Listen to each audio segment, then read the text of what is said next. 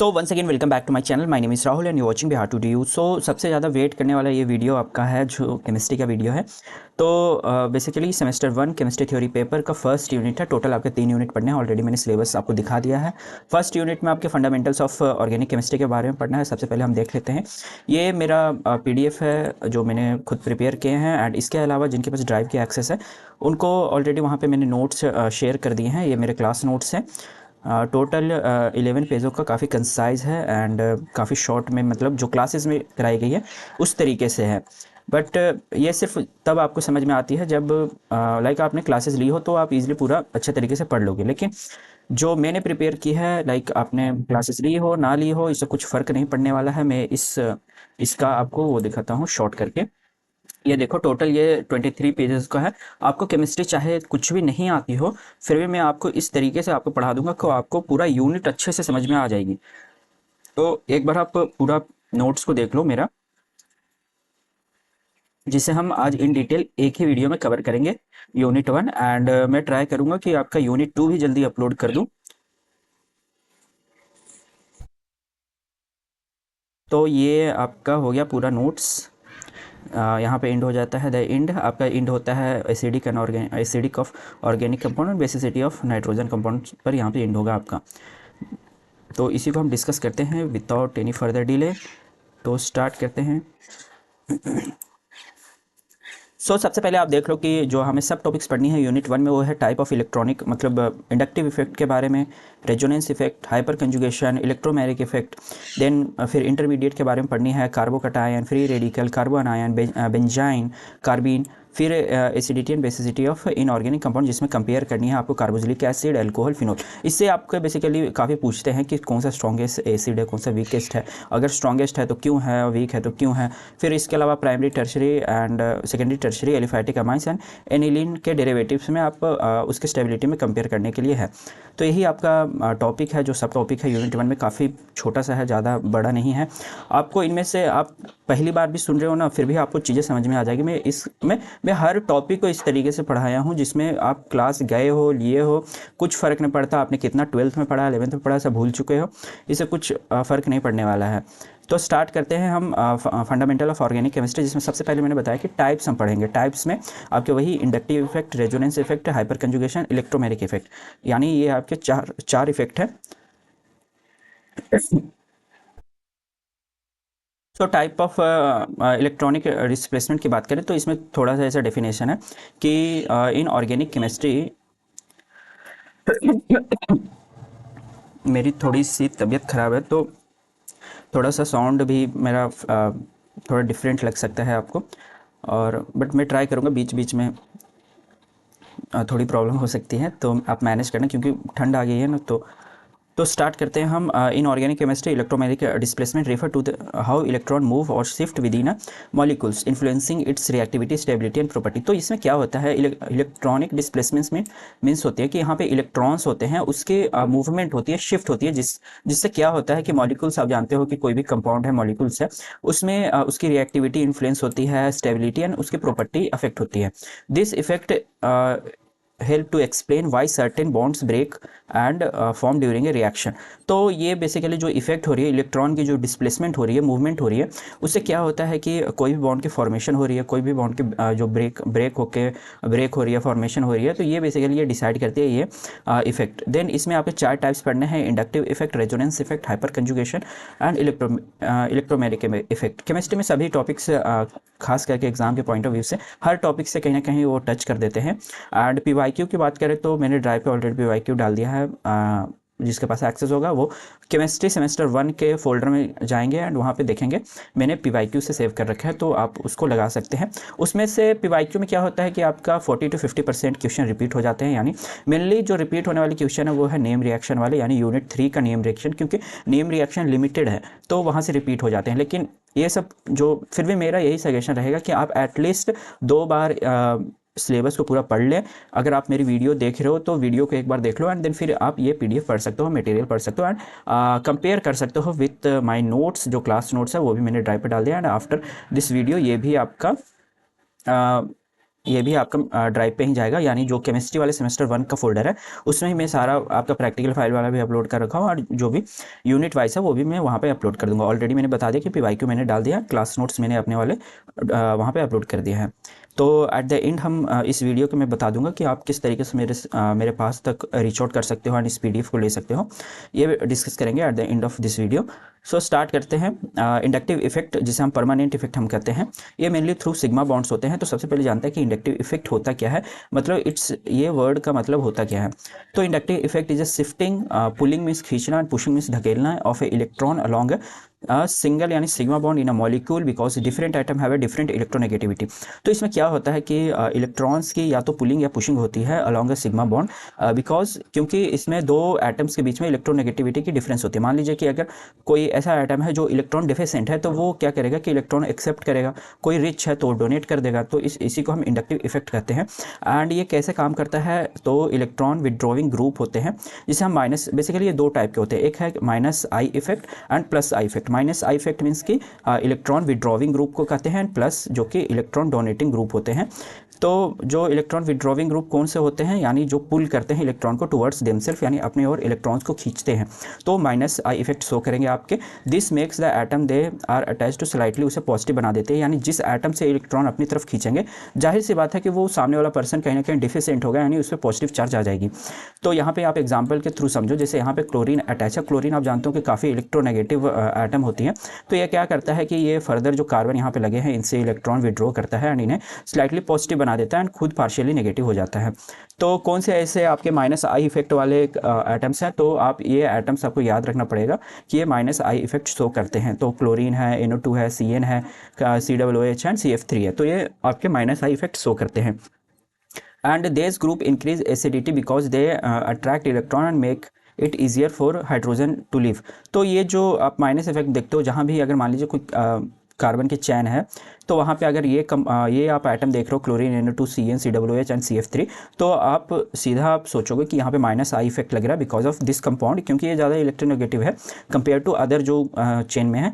तो वहाँ पे क्या होता है कि आपकी एसिडिटी भी बढ़ जाती है, मतलब ये ग्रुप लगने के बाद आपकी जो एसिडिटी है वो इंक्रीज़ कर जाती है, क्योंकि ये ईजिली जो ये ग्रुप है ना वो हाइड्रोजन को बाहर फेंक देती है। देन सेकेंड में इलेक्ट्रॉन डोनेटिंग ग्रुप, जिसे हम प्लस आई इफेक्ट हम बोल रहे हैं। तो इसमें क्या होता है कि दिस ग्रुप पुश करती है इलेक्ट्रॉन को अवे फ्रॉम देमसेल्फ, यानी डोनेट करती है। यानी कोई भी एटम हो, जैसे यहाँ पे मैंने एग्जांपल में आपको दिखाया कि कौन सा ऐसे एटम्स है जो कि प्लस आई इफेक्ट शो करते हैं। तो CH3 है, C2H5 है एंड एल्काइल ग्रुप है। तो इट मेक्स, तो जब भी ये ग्रुप किसी चेन पे लगे होते हैं तो बेसिकली अपने जो अटैच्ड साइड वाले एटम है उससे स्लाइटली नेगेटिव कर देते हैं। तो यहाँ पे आप देखोगे कि CH3, C2H5 and alkyl group है, ये प्लस आई इफेक्ट शो करते हैं। ये आपको रटना पड़ेगा, जैसे इजी है, आप देख सकते हो। वैसे भी आपने पीरियोडिक टेबल वगैरह पढ़ा होगा, तो आपको कहीं ना कहीं इतना तो आइडिया होगा कि कौन सा ज़्यादा इलेक्ट्रोनेगेटिव वाले आइटम है। जैसे chlorine, NO2, CN, COOH, CF3 वगैरह ज़्यादा नेगेटिव टाइप ऑफ आप जानते हो कि वाइब देती हैं। जो एल्काइल ग्रुप है वो काफ़ी लाइक पॉजिटिव वाले होते हैं, तो प्लस आई इफेक्ट ये शो करेंगे। ये बेसिकली डोनेट करते हैं इलेक्ट्रॉन्स को एंड तो ये डोनेट करेंगे, तो ये कहीं ना कहीं ये ग्रुप जो होती है वो उनकी एसिडिटी डिक्रीज़ कर जाती है। तो ये भी काफ़ी इंपॉर्टेंट हो जाता है कि माइनस आई इफेक्ट अगर कोई शो कर रहा है तो उसकी एसिडिटी बढ़ती है, एंड प्लस आई है तो डिक्रीज़ हो जाएगी उसकी एसिडिटी। तो यहाँ से आप एक चीज़ कह सकते हो कि हम जो इंडक्टिव इफेक्ट है उसे एसिडिटी हम इजीली फाइंड आउट कर सकते हैं। देन डायरेक्शन ऑफ इफेक्ट की बात करें, the inductive effect transmit through sigma bonds, यानी मैंने शुरुआत में ही बताया था डेफिनेशन में कि बाई सिंगल बॉन्ड ही इसकी इलेक्ट्रॉन्स की जो है लेन देन होती है। यानी जो भी पुशिंग एंड पुलिंग की कहानी, मूवमेंट ऑफ इलेक्ट्रॉन है वो between a two different electronegativity के बीच में होती है। It weakens with the distance, यानी अब अगर आप देखोगे कि अगर मान लो कोई चेन है, जैसे ये चेन है, यहाँ पर क्लोरीन है, क्लोरीन ने इससे इलेक्ट्रॉन खींच लिया, तो इस पर तो पार्शियली पॉजिटिव चार्ज आ गया, तो मान लो फिर भी इसका पेट नहीं भरा तो इससे भी खींचना चाहेगा, बट ये डिस्टेंस बढ़ गई ना, तो इस कारण क्या होता है कि इसकी इफेक्ट कम हो जाती है, यानी पुलिंग पावर कम हो जाती है इस एटम को। तो यही लाइन यहाँ पे कह रहा है कि डिस्टेंस के साथ ये वीक हो जाती है and strongest on the first atom, यानी जब जो फर्स्ट वाली एटम होती है वो बेसिकली स्ट्रॉन्गेस्ट वन होती है एंड गेट्स वीकर, जैसे ही वो दूर जाती है, फार जाती है, वो वीक हो जाती है, यानी इंडक्टिव इफेक्ट उस पर कम काम करता है। देन आपके यहाँ पे मैंने एग्जांपल बता दिए हैं, जैसे यहाँ पे आप क्लोरीन देख रहे हो सी डब्ल्यू जो कि माइनस आई इफेक्ट लगाती है। यहाँ पे क्लोरीन इज इलेक्ट्रोनेगेटिव यानी माइनस आई इफेक्ट है एंड पुल करेगा इलेक्ट्रॉन को CH2 से and then from the COOH से। ओके, तो यहाँ पे ज़्यादा इलेक्ट्रोनेगेटिविटी आपका क्लोरीन है तो क्लोरीन ही खींच लेगा आपका इलेक्ट्रॉन से, पहले कार्बन से खींचेगा देन COOH से खींचेगा। Therefore chloroacetic acid is a more acidic होते हैं than the CH3COOH where the CH3 shows the plus I effect. तो यहाँ पे ये काफ़ी एग्जांपल से ना पूछते हैं कंपेयर करके कि क्यों क्लोरो एसिटिक यानी क्लोरीन वाला क्यों ज़्यादा इलेक्ट्रोनेगेटिव है कंपेयर टू जो CH3COOH है यानी एसिटिक एसिड से।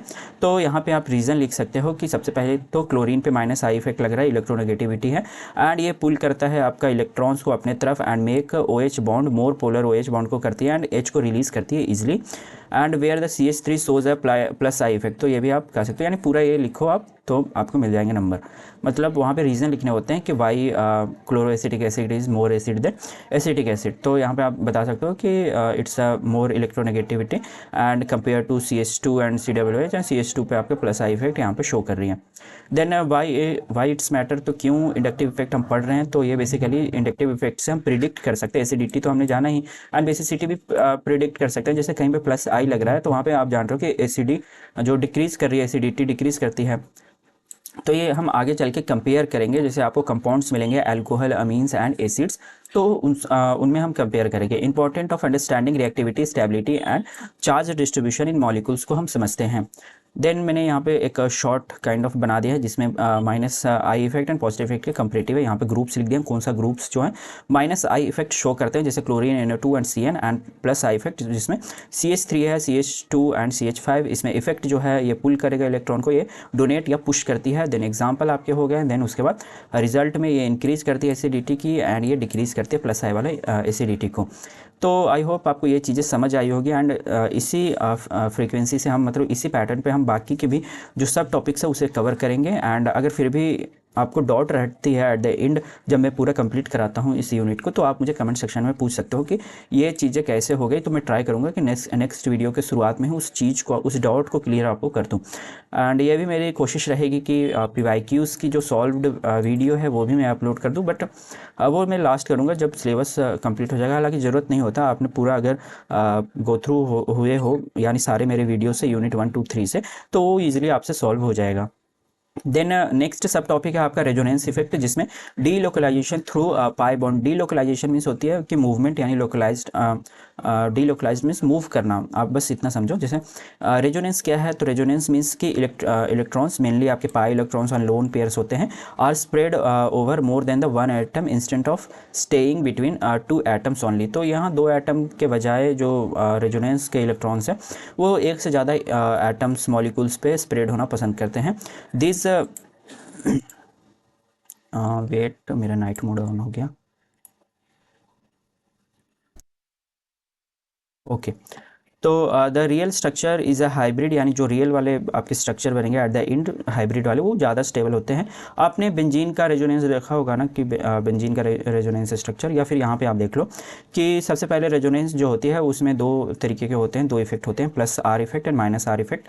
तो सबसे पहले हम उन्हें डिस्कस कर लेते हैं कि प्लस आर क्या है, माइनस आर क्या है। देन फिर ये जो स्ट्रक्चर है या इस पर हम मूव करते हैं। व्हेन रेजोनेंस हैपेंस, तो रेजोनेंस अकर्स ओनली व्हेन, जब देयर इज अ कंजुगेशन यानी alternating single and double bond होते हैं। रेजोनेंस तब होता है जब alternate double and single bond होते हैं। यहाँ पे आप देख रहे हो ये कंपाउंड में, यहाँ पर अल्टरनेट आप देख रहे हो डबल बॉन्ड है, फिर सिंगल बॉन्ड है, फिर डबल बॉन्ड है, सिंगल बॉन्ड है, तब जाके यहाँ पे इस पूरे ऑल ओवर कंपाउंड में रेजोनेंस होगा, यानी शिफ्टिंग ऑफ इलेक्ट्रॉन्स होती है। Resonance means delocalisation of electron, electron या लोन पेयर आप कह सकते हो, पाई इलेक्ट्रॉन या lone pair. As it is आपको ऐसा ही याद रखना है। अगर पूछा जाता है कि inductive effect and resonance effect में डिफरेंस लिखो, तो आप इस तरीके से आप लिख सकते हो कि इंडक्टिव इफेक्ट हम इसे कहते हैं एंड देन इसके माइनस आई माइनस आर, फिर उसके माइनस आर की आप फीचर्स बता दो, प्लस आई की फीचर्स बता दो कि ये मोर एसिडिक होती है, एग्जाम्पल आप लिख दो, बस आपका हो जाएगा इतना में डिफरेंस।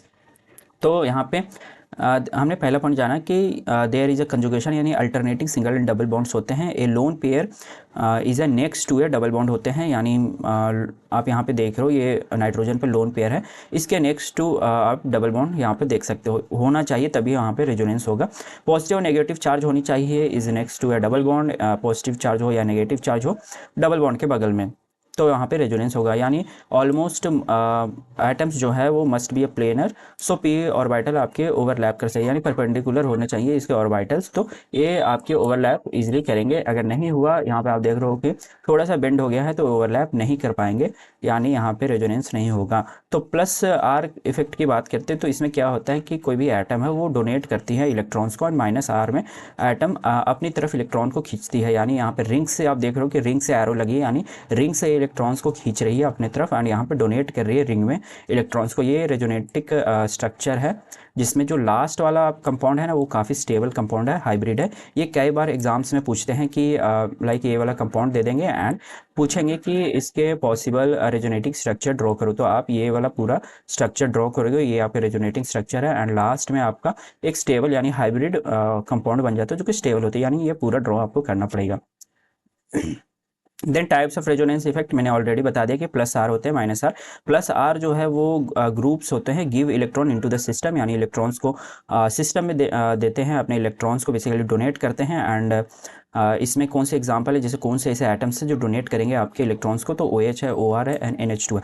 ये आपको याद रखना है जो एग्जांपल वाले हैं, क्योंकि ये याद रहेगा तभी आप समझ सकोगे कि कौन सा एटम जो है वो डोनेट कर रही है इलेक्ट्रॉन को, एंड कौन सा एटम है जो विड्रॉ करती है। जैसे विड्रॉ वाले हो गए आपके NO2 CHO CW।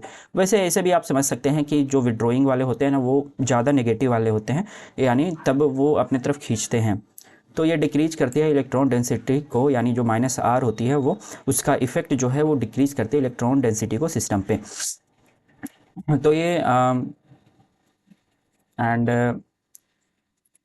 ये यहाँ पे सिंपली मैंने बता दिया है कि यहाँ पे इलेक्ट्रॉन विड्रॉइंग ग्रुप लगी है CN, तो ये सिस्टम से इलेक्ट्रॉन्स को विड्रॉ कर रही है, एंड यहाँ पे आप देखोगे कि जो रेजोनेंस में इलेक्ट्रॉन्स हैं वो डोनेट करें, यानी OH Cl एंड NH2 वाले ये डोनेटिंग वाले होते हैं, सिस्टम को इलेक्ट्रॉन्स डोनेट कर रहे हैं। तो ये क्यों इंपॉर्टेंट है बेसिकली रेजोनेंस इफेक्ट? तो रेजोनेंस इफेक्ट जो होती है वो स्टेबलाइज करती है चार्जेस को, चार्जेस चेंज करती है एसिडिटी बेसिसिटी को, एंड बॉन्ड लेंथ को बेसिकली ये इक्वल करने का काम करती है। Phenol is a more acidic than the alcohol. ये जो एग्जाम्पल्स हैं ना ये काफ़ी पूछे जाते हैं, खास करके 2-2 नंबर में, कि फिनॉल क्यों ज़्यादा एसिडिक है कंपेयर टू अल्कोहल। तो आप फिनॉल का स्ट्रक्चर देख के ही समझ सकते हो कि इसमें रेजोनेंस चलेगा।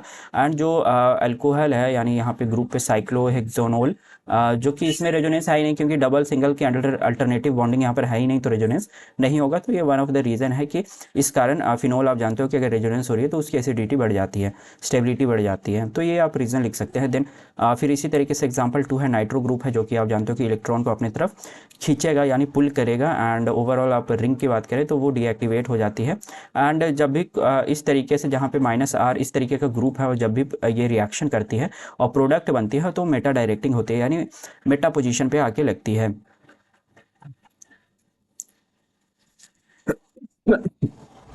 आप जानते हो कि अगर इस पोजीशन पे कोई लगा है एटम तो वो ऑर्थो होती है, देन इस पोजीशन पे मेटा, एंड इस पोजीशन पैरा, एंड इस पोजीशन पे मेटा, एंड इस पोजीशन पे ऑर्थो। तो यहाँ पे आके मेटा डायरेक्टिंग मीन्स कि यहाँ पे आके वो कंपाउंड यानी वो जो भी सबस्ट्रेट है वो आके यहाँ पे अटैच होती है।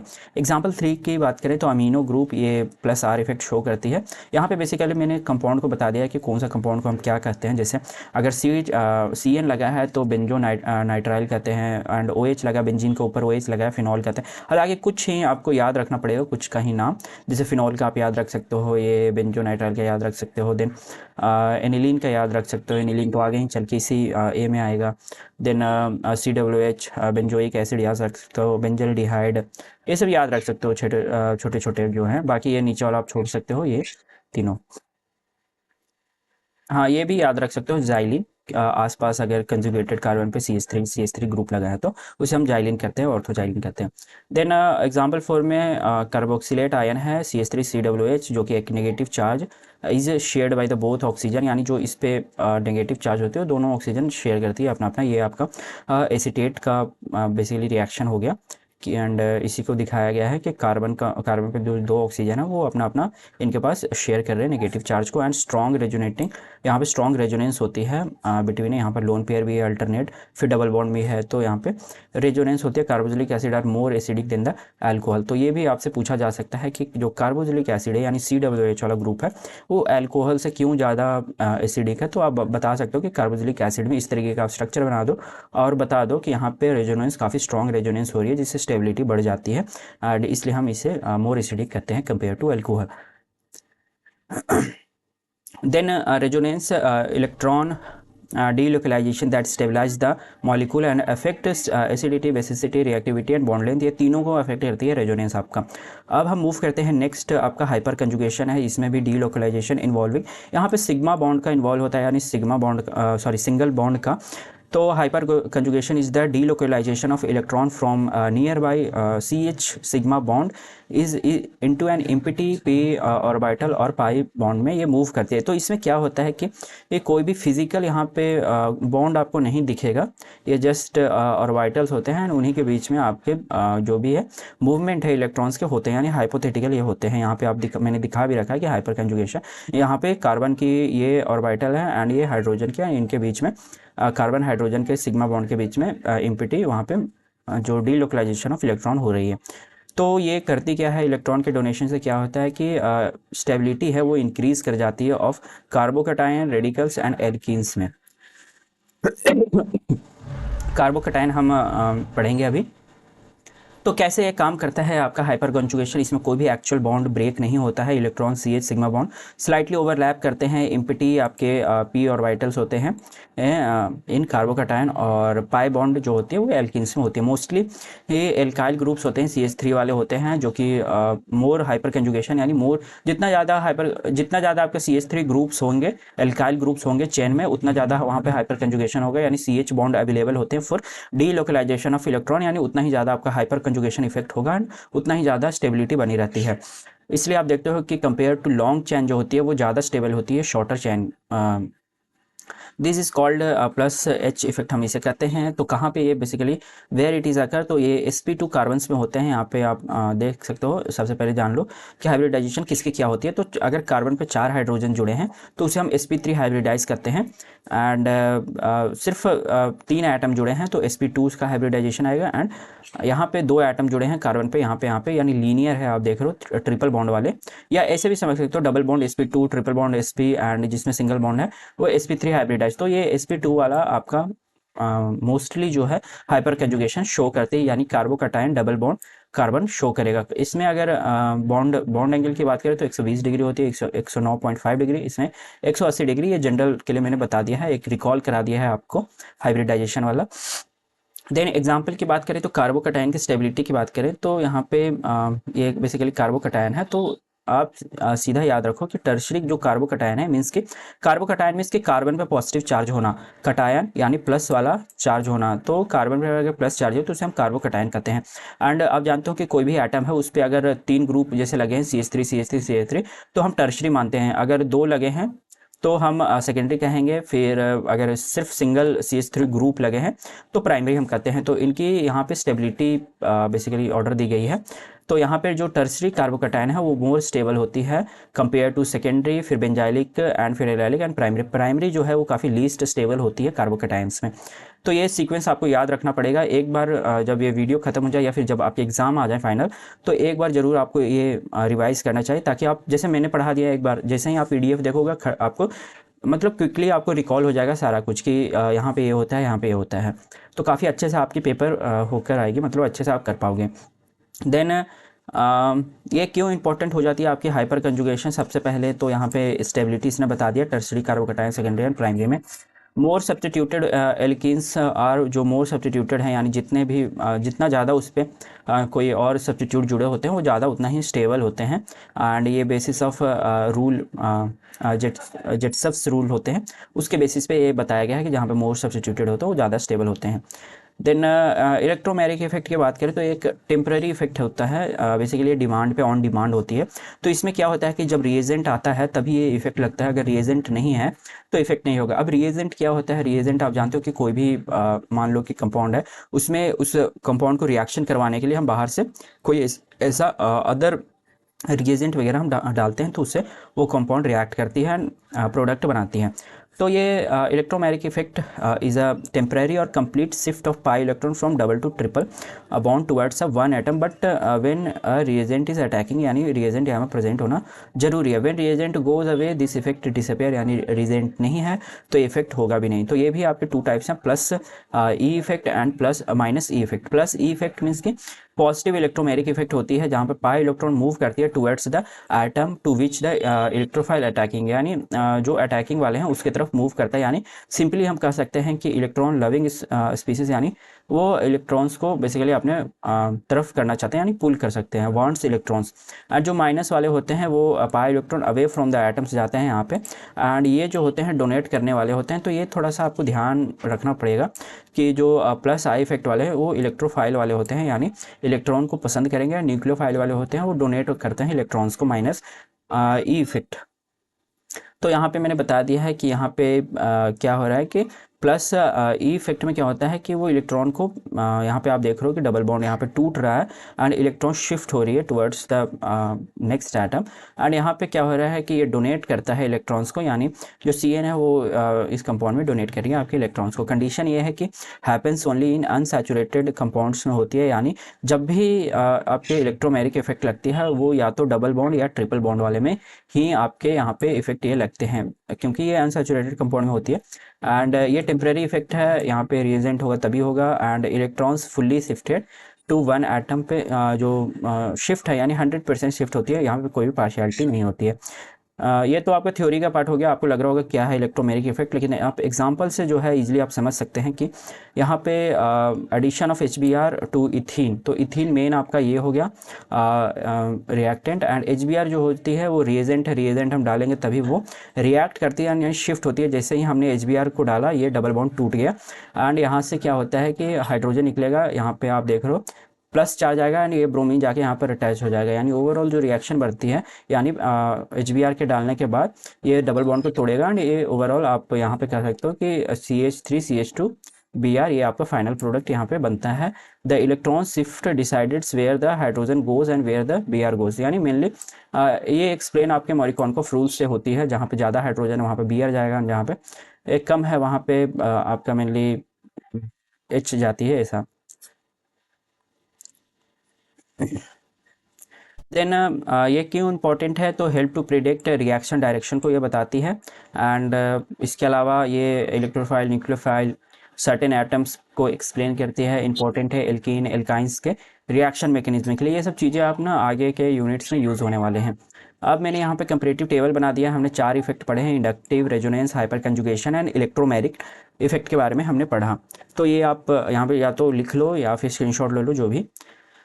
वैसे जिनके पास ड्राइव की एक्सेस है उन्हें ये सब स्क्रीनशॉट लिखने की ज़रूरत नहीं, वो डायरेक्टली आप वहाँ से निकाल सकते हो और रिवाइज कर सकते हो सीधा। अब हम मूव करते हैं इसके नेक्स्ट सब टॉपिक, रिएक्टिव इंटरमीडिएट इन ऑर्गेनिक केमिस्ट्री, यानी फॉर्मेशन, स्ट्रक्चर एंड स्टेबिलिटी। यानी जो इंटरमीडिएट है वो बेसिकली आपके कार्बोकैटायन, कार्बोनायन, कार्बीन्स, ये सब आपके इंटरमीडिएट्स होते हैं। तो सबसे पहला इंटरमीडिएट है कार्बोकैटायन, इसका स्ट्रक्चर R3C+ होता है। मैंने बताया कि कार्बोकैटायन यानी कार्बन पे प्लस चार्ज है तो उसे हम कार्बोकैटायन कहते हैं। And carbocation is the reaction intermediate in which the carbon carries the positive charge and has only 6 electron in its valence shell. तो 6 इलेक्ट्रॉन होती है कार्बोकैटायन के पास। इसकी स्ट्रक्चर कुछ इस तरीके से बनेगा, यानी sp2 हाइब्रिडाइज होती है, ज्योमेट्री इसकी होती है वो ट्रायंगुलर प्लेनर होती है, एम्प्टी p ऑर्बिटल यहाँ पर होते हैं perpendicular to the plane and accept करती है इलेक्ट्रॉन डेंसिटी को। ओनली 6 वैलेंस इलेक्ट्रॉन है इसके पास फॉर रिएक्शन करने के लिए। And carbocation basically how they form, तो carbocation form when the bond break heterolytically, यानी अनइवनली बॉन्ड ब्रेक होना चाहिए, यानी जब भी 2 बॉन्ड ब्रेक होते हैं तो उसके इलेक्ट्रॉन्स एक किसी एटम के पास ज़्यादा होगा, एक के पास किसी एटम के पास कम होगा, यानी leaving group takes both electron, यानी जो लीव करती है ग्रुप उस कंपाउंड से वो दोनों इलेक्ट्रॉन को अपने साथ ले जाएगा। तो यहाँ पे आप देख रहे हो कि इक्वली डिस्ट्रीब्यूट नहीं है, R पे पॉजिटिव चार्ज हो गया एंड क्लोरीन सब अपना इलेक्ट्रॉन्स ले गया, ये R का भी ले गया एंड अपना भी ले गया। अदर वे में हम कह सकते हैं, अदर वे में मीन्स कि कार्बोकैटायन के फॉर्मेशन के लिए वो है प्रोटोनेशन ऑफ एल्कीन्स, जो कि इलेक्ट्रोफिलिक एडिशंस होती हैं, रीअरेंजमेंट ड्यूरिंग द रिएक्शन। हम कर सकते हैं आपके कार्बोकैटायन के फॉर्मेशन। स्टेबिलिटी की मेन चीज़ जो होती है वो स्टेबिलिटी फैक्टर्स होते हैं कि कार्बोकैटायन में कौन सा कंपाउंड है वो स्टेबल होती है। तो ये सबसे पहले जो 3 डिग्री टर्शरी कार्बोकैटायन है वो ज़्यादा स्टेबल है, फिर 2 डिग्री, 1 डिग्री मिथाइल। ये पूछते हैं, इस पे स्टार आप लगा लो। तो यहाँ पे आप देख रहे हो कि जो टर्शरी कार्बोकैटायन है वो ज़्यादा स्टेबल है, मोस्ट स्टेबल है। लीस्ट स्टेबल वाले आप मिथाइल यानी CH3 ग्रुप कर सकते हो। तो ये सीक्वेंस आप जरूर याद रखना। देन इस ऑर्डर की बात करें ये स्टेबिलिटी को डिफाइन करने के लिए, तो सबसे पहले यहाँ पे हाइपर कंजुगेशन इस केस में सबसे मोस्ट इंपॉर्टेंट होती है। मोर एल्काइल ग्रुप मीन्स कि मोर यहाँ पे CH बॉन्ड होगा, ओवरलैप करेगा, यानी स्टेबिलिटी यहाँ पे आप देख रहे हो कि CH3 ग्रुप काफ़ी ज़्यादा है, यानी कार्बन और हाइड्रोजन के बीच में वो जो एक इम्पिटी ओवरलैप है, इम्पिटी ऑफ पी ऑर्बिटल की, वो ज़्यादा है। तो इसमें जो डीलोकलाइजेशन ऑफ इलेक्ट्रॉन हो वो भी ज़्यादा होगा, जिससे कि स्टेबिलिटी बढ़ जाती है। यानी 3 डिग्री कार्बोकैटायन आपके मैक्सिमम हाइपर कंजुगेशन शो करते हैं। एंड फिर उसके बाद 2 डिग्री, फिर 1 degree carbocation almost none, and methyl भी नन आपको शो करते हैं। फिर इंडक्टिव इफेक्ट के बेसिस पे आप एक्सप्लेन कर सकते हो, फिर रेजोनेंस के बेसिस पे एक्सप्लेन कर सकते हो कि 3 डिग्री सबसे पहले आप गया बेंजाइलिक, फिर एलाइलिक, 3 डिग्री, 2 डिग्री, 1 डिग्री है, मिथाइल वाली ग्रुप आ गई। देन कार्बोकैटायन इन SN1N क्यों ये इतना इंपॉर्टेंट होती है, तो यहाँ पे आप डीस्टेबलाइजिंग ग्रुप भी होती है, जैसे इलेक्ट्रॉन विड्रॉविंग ग्रुप लग गया या फिर हैलोजन लग गया, तो ये बेसिकली पुल करती है इलेक्ट्रॉन को, जिससे कि कार्बन कैटायन मोर अनस्टेबल हो जाते हैं। यानी अगर आप चैन में ये ग्रुप देख रहे हो तो ये ग्रुप आप देखते ही समझ जाओ कि ये अनस्टेबल कर देगा, यानी उसकी जो स्टेबिलिटी है उसे डिक्रीज करने का काम करता है। तो ये जो इफेक्ट है कार्बोकैटायन क्यों इतना इंपॉर्टेंट हो जाता है, तो कार्बोकैटायन को भी रिएक्शन में मेन इंटरमीडिएट बनाने का काम करता है, चाहे वो SN1 रिएक्शन हो या इवन रिएक्शन हो। Carbocation in electrophilic addition in alkenes when the electrophile attack करते हैं, डबल बॉन्ड यहाँ पे टूटेगा, टेम्पररी यहाँ पे कार्बोकैटायन की फॉर्मेशन होती है। यानी हाँ, कार्बोकैटायन की फॉर्मेशन होती है बिफोर द न्यूक्लियोफिलिक एड्स। फिर रीअरेंजमेंट जहाँ पे 2 डिग्री से 3 डिग्री की यहाँ पे शिफ्ट होती है। Rearrangement is a proof that carbocation seeks stability. यहाँ पे आप देख रहे थे कि जब 2 डिग्री पर था, लेकिन ये शिफ्ट करके 3 डिग्री पर आया, क्योंकि टर्शरी कार्बोकैटायन ज़्यादा स्टेबल होती है compare to 2 degree. Then free radical की बात करते हैं, यानी R3 डॉट डॉट मीन्स की डॉट आप दिखे तो आप इसे फ्री रेडिकल कह सकते हैं। तो ये उसका कुछ स्ट्रक्चर है, ये भी आपका sp2 हाइब्रिडाइज होगा, ये हाइब्रिडाइजेशन। इसमें sp3 भी होता है, पिरामिडल होता है, लेकिन ऑफन जो है वो आपके sp3 वाले होते हैं, but rapidly invert in umbrella shape होती है। और एंड ये भी होमोलिटिकल क्लीवेज, यानी जब ये टूटती है तो इक्वल रेडिकल, यानी इक्वल रेडिकल लेके जाते हैं। जैसे ये क्लोरीन है, तो ये टूटा तो क्लोरीन डॉट ये इक्वल ले गए इन प्रेजेंस ऑफ लाइट और हीट में। ऑल्सो फॉर्म है रिडॉक्स या इलेक्ट्रॉन ट्रांसफर रिएक्शन करते हैं। तो ये सिंपली ये जो स्ट्रक्चर आप देख रहे हो ये हाइब्रिड ऑर्बिटल है, जैसे sp का ऐसा लीनियर बन रहा है, sp2 का ट्रायंगुलर बन रहा है, एंड sp3 का टेट्राहेड्रल आपका बन रहा है। स्टेबिलिटी की बात करें तो फ्री रेडिकल की स्टेबिलिटी, मेन चीज़ आपका ये याद रखना है स्टेबिलिटी ऑर्डर की। 3 डिग्री जो फ्री रेडिकल वो ज़्यादा स्टेबल है कंपेयर टू 2, 1 एंड मिथाइल। तो यहाँ पे यही चीज़ें मैंने ये जो डायग्राम आप देख रहे हो कि 3 degree carbocation, 3 degree free radical जो है वो ज़्यादा स्टेबल है, यानी मोस्ट स्टेबल है, और सबसे लीस्ट वाला है वो मिथाइल रेडिकल वाला है। एंड इनके भी आप डिफाइन कर सकते हो रेजोनेंस के बेसिस पे, इसमें ज़्यादा होगा रेजोनेंस में। एंड हेट्रो एटम्स अगर होते हैं तो जैसे ऑक्सीजन, हैलोजन, सल्फर वगैरह can stabilise radical by the resonance and inductive effect के बेसिस पे ये स्टेबलाइज करती है। इतना इंपॉर्टेंट क्यों है फ्री रेडिकल, तो ये की होती है intermediate free radical substitution and involve in polarisation, combustion, oxidation reaction के लिए रेडिकल क्विकली डायमराइज कर जाते हैं abstract hydrogen atom due to a high reactivity. तो ये कुछ इसके इंपॉर्टेंस है। देन कार्बन आयन, ये भी एक इंटरमीडिएट का ही टाइप है। तो कार्बन आयन, आप अनायन मीन्स की नेगेटिव चार्ज होना कार्बन पे, एंड ये sp3 बेसिकली टिपिकली sp3 होते हैं, नेगेटिव चार्ज वाले होते हैं। इसके पास टोटल 8 वैलेंस इलेक्ट्रॉन्स होंगे आपके, and including a lone pair. तो यहाँ पे कैरेक्टर ऑफ कार्बो अनायन की बात करें तो पिरामिडल sp3 हाइब्रिडाइज होंगे। बॉन्ड एंगल की बात करें तो आप जानते हो कि 109.28 डिग्री होती है, ज्योमेट्री टेट्राहेड्रल होगा, एंड 8 इलेक्ट्रॉन्स होते हैं, act as a good base और न्यूक्लियोफाइल। तो कार्बन आयन को आप यहाँ से मेमोराइज कर सकते हो कि ये एक अच्छा बेस की तरह होता है। इसमें इसकी भी फॉर्मेशन आपके हेट्रोलिटिक क्लीवेज से होती है, यानी जब दो कंपाउंड ब्रेक होती है तो कोई एक जो है लिविंग ग्रुप है वो दोनों इलेक्ट्रॉन्स को ले जाते हैं, जैसे यहाँ पे ब्रेक होती है तो कोई एक जो है जैसे वो दोनों इलेक्ट्रॉन्स को ले जाते हैं। स्टेबिलिटी मेन चीज़ मैंने बताया, हर कार्बोकैटायन में हर जो इंटरमीडिएट है उसमें आपके मेनली स्टेबिलिटी ऑर्डर इंपॉर्टेंट है। तो कार्बन आयन में जस्ट अपोजिट ऑफ आप कार्बोकेटायन कर सकते हो, यहाँ पे 1 डिग्री 2 डिग्री 3 डिग्री ज़्यादा, यानी 1 डिग्री वाला जो है यानी मिथाइल, फिर 1 डिग्री, फिर 2 डिग्री 3 डिग्री, ये ज़्यादा स्टेबल होती है कार्बन आयन के केस में। तो ये सिर्फ है जो थोड़ा सा उल्टा है, अपोजिट टू कार्बोकेटायन है, तो ये थोड़ा आप ध्यान में रखना, बाकी सब ठीक जाएगा। फिर इसके बेसिस आप डिफाइन कर सकते हो कि सबसे पहले रेजोनेंस स्टेबिलिटी, जहाँ पे carbanion is much more stable if the negative charge can delocalise, and इसमें एग्जांपल है इनोलेटेड आयंस में। अगर ये आप देख रहे हो रेजोनेंस आप कह सकते हो, डिफाइन कर सकते हो। फिर बेंजाइल कार्बन आयन है जहाँ पे यहाँ पे डोनेट हो रही है, रेजोनेंस हो रही है। देन साइक्लोपेंटाडाइलिन अनायंस, यहाँ पे आप देख लो साइक्लोपेंटा डाई इनाइल अनायंस है, इसमें रेजोनेंस आपको हो रही है डीग्लोकलाइज्ड अराउंड द रिंग यानी इलेक्ट्रॉन्स की। तो इसके बेसिस पे आप डिफाइन कर सकते हो। फिर इलेक्ट्रॉन विड्रॉइंग ग्रुप इंक्रीज करती है आपके स्टेबिलिटी को, तो यहाँ पे NO2 CN COO जो पुल करेगा अपनी तरफ इलेक्ट्रॉन को एंड डेंसिटी को। तो ये बेसिकली क्या करता है कि आपके स्टेबिलिटी को इंक्रीज कर देती है ओवरऑल कंपाउंड पे। तो मेनली आप यही होता है कि sp2 देन sp3 मोर एस कैरेक्टर होगा, तो जो इलेक्ट्रॉन्स है held closer and more stable होते हैं। देन इसके एग्जांपल्स यहाँ पे मैंने बता दिए हैं एसिटाइलिन ग्रुप्स के बारे में, किस तरीके से शिफ्टिंग हो रही है एंड ऑल। क्यों इंपॉर्टेंट है इतना, तो न्यूक्लियोफिलिक एडिशन है, E2 एलिमिनेशन कराएगा एंड कार्बन कार्बन बॉन्ड के फॉर्मेशन कराती है, यानी लेस कॉमन है।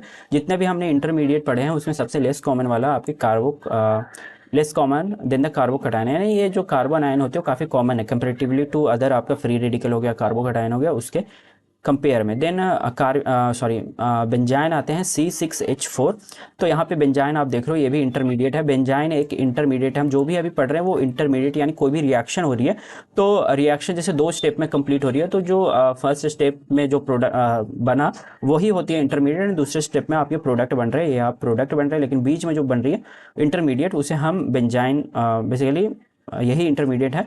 इंटरमीडिएट को हम पढ़ रहे हैं, सबसे पहले हमने कार्बोकेटायन पढ़ा, फ्री रेडिकल पढ़ा, कार्बन आयन पढ़ा, एंड अब हम बेंजीन पढ़ रहे हैं। तो किस तरीके से होती है, sometimes helpful to think triple bond form में being in resonance with 2 changed forms में। तो किस तरीके से बेसिकली फॉर्म होती है, तो बेंजाइन एक हाईली स्ट्रेन्ड इंटरमीडिएट होती है, यानी आप कह सकते हो काफ़ी हाईली अनस्टेबल होती है, यानी when strong base removes hydrogen and hydrogen from aryl compound it look like a benzene, but यहाँ पे आप देख रहे हो कि एक्स्ट्रा यहाँ पे बॉन्ड आने के कारण एक्स्ट्रा ट्रिपल बॉन्ड है, जिसके कारण जो स्ट्रेन है वो ज़्यादा यहाँ पे लगती है। Triple bond is not a linear, बल्कि यहाँ पे जो है वो बेंड होती है एंड रिंग में एक है जो ह्यूज स्ट्रेन पैदा करती है, जिसके कारण ये टूट के डबल बॉन्ड बन जाती है। इसकी लाइफ टाइम की बात करें तो ये एक्सट्रीमली शॉर्ट होती है, ऑलमोस्ट आपके इंस्टेंटली रिएक्ट करती है। रिएक्शन बिहेवियर की बात करें तो benzene reacts while the nucleophile like NH2 अगर होती है यहाँ पे तो ये रिएक्ट करते हैं। Nucleophile can either attacked of the 2 carbon of triploid triple bond give a mixture of product यहाँ पे देती है, जिससे हम मेटा प्रोडक्ट कहते हैं। यानी यहाँ पे मेटा आप जानते हो, यहाँ पे ये कोई भी सब्स्टिट्यूट आगे जुड़ेगा या फिर यहाँ पे यानी मिक्सचर ऑफ प्रोडक्ट देती है, यानी मेटा डायरेक्टिंग वाला ही प्रोडक्ट आपका देगा। तो बेंजाइन इंपॉर्टेंट है क्योंकि benzyne helps to explain reaction that can not be explain by SN1 SN2 and electrophilic aromatic substitution play a key role in elimination addition mechanism in organic synthesis. तो ये अभी के लिए आप सिर्फ जान लो, हम यूनिट 2 में काफ़ी इन डिटेल हम पढ़ने वाले हैं, जो भी है elimination addition reaction substitution reaction ये सब हम पढ़ेंगे। कार्बिन में 2 डॉट लगाओगे, फिर C एंड R2 को हम कार्बिन कहते हैं, ये स्ट्रक्चर आप बना के आ सकते हो। अगर आपके कार्बिन के बारे में थोड़ा सा ब्रीफ आपको पूछा जाए तो ये पूछते हैं, हालांकि मेरे टाइम पे ये आया था कार्बिन के बारे में।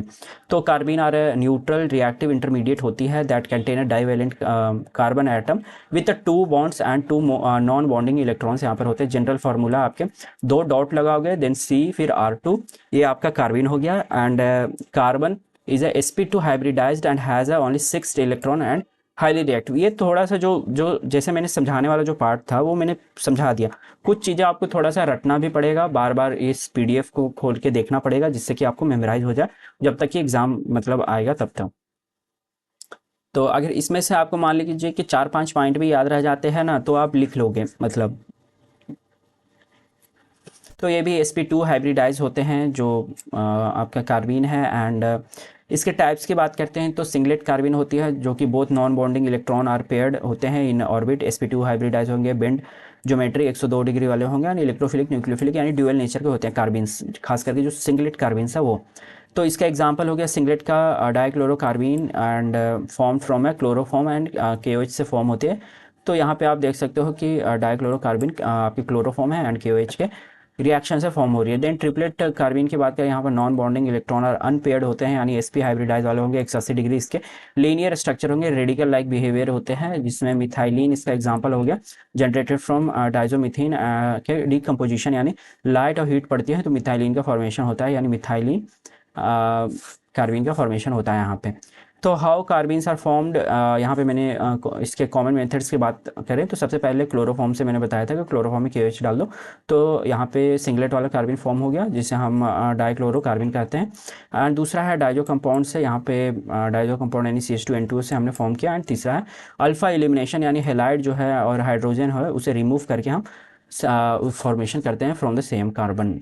रिएक्टिविटी ऑफ कार्बिन की बात करें तो reactivity order most important reaction of cyclopropanation, carbene adds alkene to form cyclopropane, यानी मतलब मोस्ट रिएक्टिव आप रिएक्शन कह सकते हो कि आपको साइक्लोप्रोपेनेशन वाली रिएक्शन होती है। एंड यहाँ पे एक छोटा सा मैंने बना दिया है कि टाइप्स कौन कौन से हैं, जैसे मिथाइलिन आपका ट्रिपलेट वाला था, dichlorocarbene singlet, and phenyl carbene आपके can be singlet and triple दोनों, एंड कैसे इसके फॉर्म होती है वो बता दिया, how it form and formulas.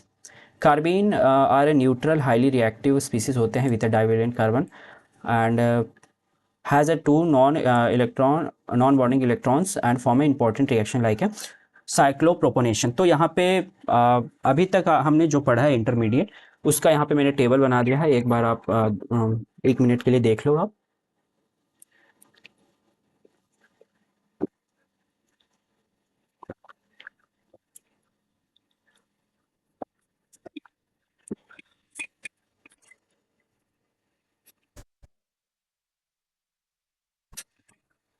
तो आपने देख लिया कि इंटरमीडिएट में carbocation, free radical, carbanion, benzyne and carbene हमने 5 डिस्कस करे हैं। इसके चार्जेस यहाँ पे लिख दिए हैं, हाइब्रिडाइजेशन, स्टेबिलिटी ऑर्डर, की स्टेबलाइजर, कौन कौन से आप से किसको डिफाइन कर सकते हो, कॉमन रिएक्शन। तो ये सीधा कंपैरेटिव टेबल भी आप याद रख सकते हैं एग्जाम से पहले। अब हम इसका ऑलमोस्ट लास्ट सब टॉपिक है acidity, basicity in organic compound. And acidity में सबसे पहले आप याद रखो कि जो कार्बोक्सिलिक एसिड है वो मोर एसिडिक होती है, फिनॉल फिर अल्कोहल, ये सीक्वेंस आपको याद रखना है, ठीक है। अब यहाँ पे जो एसिडिटी है वो किस तरीके से, how stable the conjugate base and more stability more stronger acid होगा, लोअर pKa होगा। तो यहाँ पे मैंने लिख दिया है कि बेसिकली कार्बोक्सिलिक एसिड जो है वो क्यों सबसे स्ट्रॉन्गेस्ट एसिड है, फिर उसके बाद फिनॉल है, फिर उसके बाद अल्कोहल है। तो यहाँ पे आप pKa वैल्यू देख रहे हो ना, जो जिसका pKa वैल्यू जितना लो होगा उतना स्ट्रॉन्गेस्ट एसिड होगा। तो यहाँ पे कार्बोक्सिलिक एसिड का आप देखो 4 से 5 है, देन फिनॉल का आप देखो यहाँ पे 10 है, एंड अल्कोहल का सबसे ज़्यादा pKa वैल्यू है, मीन्स कि ये सबसे वीक एसिड होती है। तो यहाँ पे मैंने लिख दिया है, आप पढ़ सकते हैं कि किस तरीके से कार्बोक्सिलिक एसिड जो है वो ज़्यादा एसिडिक है। एक तो pKa वैल्यू आप कंपेयर कर सकते हैं। एंड यहाँ पे एग्जांपल्स आप देख लो कि यहाँ पे एग्जांपल से पूछते हैं कि जो एसिटिक एसिड है react with weak base like NaHCO3 to release CO2। तो ये ज़रूर आप याद रखो कि एसिटिक एसिड किससे रिएक्ट करती है एंड क्या रिलीज होती है। देन फिनॉल है जो कि एक मॉडरेट हम कह सकते हैं एसिड है, phenol react with sodium metal but not NaHCO3। तो ये भी पूछते हैं 2 नंबर में, काफ़ी ये सब कंपेरेटिव वाले पूछते हैं कि फिनॉल तो सोडियम से रिएक्ट करिए बट इससे क्यों नहीं। तो जो NaCO3 को स्ट्रॉन्ग एसिड की नीड होती है, जबकि फिनॉल स्ट्रॉन्ग एसिड है नहीं, तो इसलिए ये रिएक्ट इससे नहीं करती है। एंड फिर अल्कोहल है जो कि सबसे लीस्ट हम कह सकते हैं कि एसिडिक है। Ethanol needs strong bases like NaNH और टू फॉर्म है एल्कोसाइड। तो मोस्ट टू लीस्ट एसिडिक की बात करें तो मोस्ट सबसे पहले आप कार्बोक्सिलिक एसिड, फिनॉल एंड फिर अल्कोहल हो गया। रीज़न यहाँ पे मैंने लिख दिया है 2 ऑक्सीजन रेजोनेंस। मैंने शुरुआत में बताया था कि कार्बोक्सिलिक एसिड में जो होती है स्ट्रॉन्ग रेजोनेंस होती है। देन फिर एरोमेटिक रेजोनेंस, एरोमेटिक मीन्स क्या होता है कि क्लोज्ड रिंग वाला स्ट्रक्चर को हम एरोमेटिक कहते हैं। देन फिर अल्कोहल में तो कोई रेजोनेंस यहाँ पे होता ही नहीं है। फिर अब हम बात करते हैं बेसिक कंपाउंड में। तो बेसिक कंपाउंड में सबसे ज़्यादा जो स्ट्रेंथ होती है, यानी बेसिक कंपाउंड में खास करके हम नाइट्रोजन बेस वाले को बात कर रहे हैं, जहाँ पर नाइट्रोजन वाले कंपाउंड होंगे। तो इसमें आपको थोड़ा सा याद रखना पड़ेगा कि 2 डिग्री एलिफैटिक, एलिफैटिक मीन्स कि यहाँ पे ओपन चैन वाला होना चाहिए, उस पर कोई नाइट्रोजन लगा होना चाहिए। जैसे यहाँ पे देखो 2 डिग्री वाला, आप 2 डिग्री वाला ये रहा नाइट्रोजन है, यहाँ पे 2 कार्बन लगे हैं, तो 2 डिग्री ये एलिफैटिक हम कह सकते हैं। तो ये सबसे ज़्यादा यहाँ पे स्टेबल होती है, यानी सेकेंडरी अमाइन होती है वो ज़्यादा स्टेबल होती है।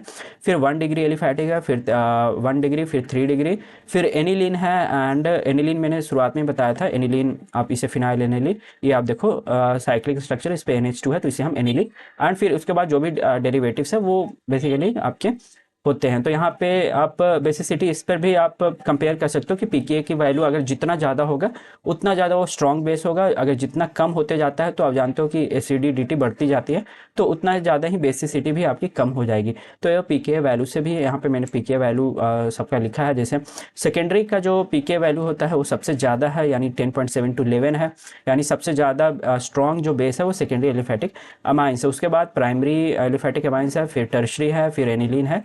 एंड इस तरीके से ये आपका 2 टेबल है एसिडिटी ऑफ ऑर्गेनिक कंपाउंड्स का, जिसमें यहाँ पे सभी एसिड हैं, अप्रॉक्स इनके pKa value, strong, moderate and weakest, and इनके रीजन्स लिखे हुए हैं। मान लो कि इसलिए मैंने यहाँ पे आप देख रहे हो कि हर लाइन को मैंने नहीं पढ़ाया है, क्योंकि मैंने यहाँ पे टेबल में लिख दी है इन शॉर्ट।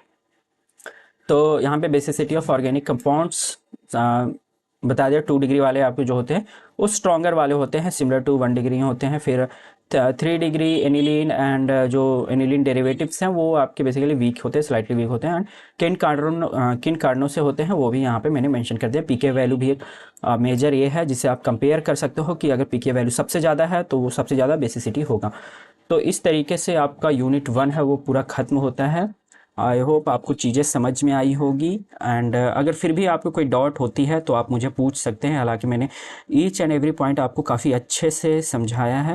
एंड हाँ, मैं बोल रहा था कि इनिशियल वीडियो में कि हम डिस्कस करेंगे कि आप किस तरीके से इस मटेरियल को ले सकते हो। तो मैंने अपने यूट्यूब का जो डिस्क्रिप्शन है वहाँ पे मैंने अपना नंबर मेंशन किया है, जिससे आप मुझे व्हाट्सअप कर सकते हैं। एंड ये बेसिकली जो मटेरियल है वो उसके लिए मैं आपको एक पर्टिकुलर अमाउंट चार्ज करूँगा।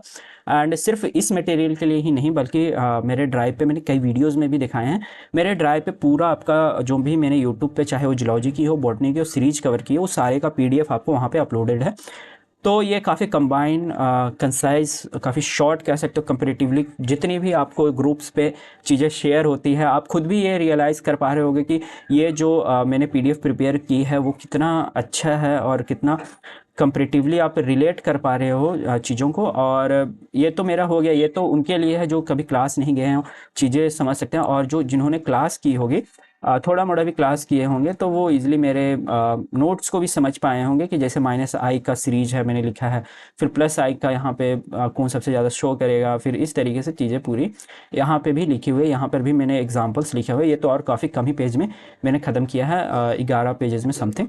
तो दोनों को आप यहाँ पे डिफरेंस भी मैंने, inductive effect, electromagnetic resonance, mesomeric, ये सब चीज़ें, फिर हाइपर कंजुगेशन, ये इन शॉर्ट मैंने लिखा हुआ है। ये एज इट इज़ जो क्लास में हमें पढ़ाया गया है उसी को मैंने यहाँ पे लिखा है। ये मेरा क्लास का ही नोट्स है। हालांकि क्लास के नोट्स में क्या होता है कि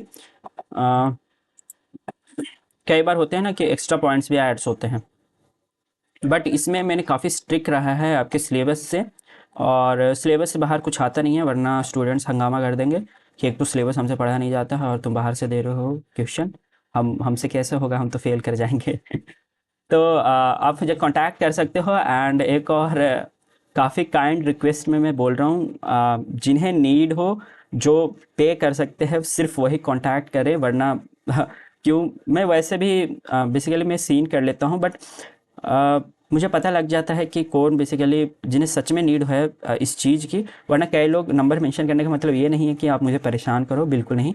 आपको नीड है, आपको लग रहा है कि लास्ट टाइम है, एंड ये जो आपके नोट्स हैं वो मदद कर सकते हैं। सिमिलरली आपके यूनिट 2, यूनिट 3 का भी आने वाला है वीडियो, एंड उसके भी इसी तरीके से नोट्स होंगे, नोट्स प्रिपेयर्ड होंगे, साथ में मेरे क्लास नोट्स भी होंगे। तो पूरा ड्राइव का आपका एक्सेस होगा 499 में, तो आप उसे परचेस कर सकते हैं। So thank you for watching. And still आपको कोई डाउट होती है तो you can drop the message in my comment box. Thank you, and subscribe my channel and like my video.